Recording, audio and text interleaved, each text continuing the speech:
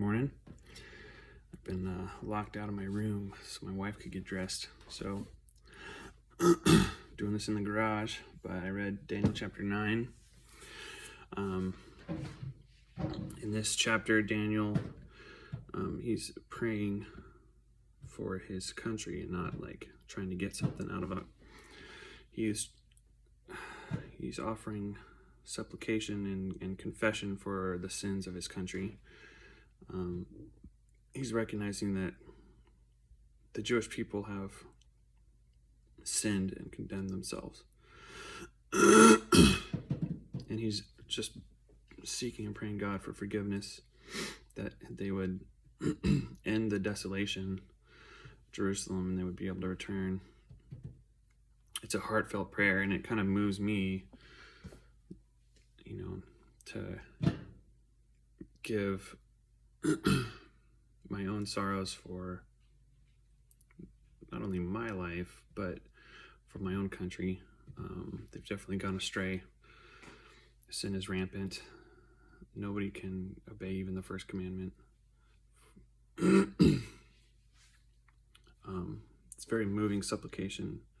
He's giving a moving confession.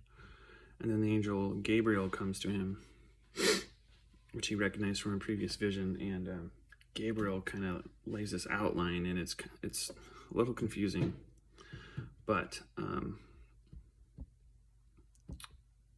my take on it, I read a little bit of commentary, but Gabriel's kind of outlining the rebuilding of Jerusalem, how it's going to come, which it did in Ezra and Nehemiah. I read that part. But also he's outlining the steps to the Messiah, just offering Daniel hope, and in turn we get some hope. And the Messiah did come to Jerusalem, so coming away from this chapter, I have a respect for the Jewish people.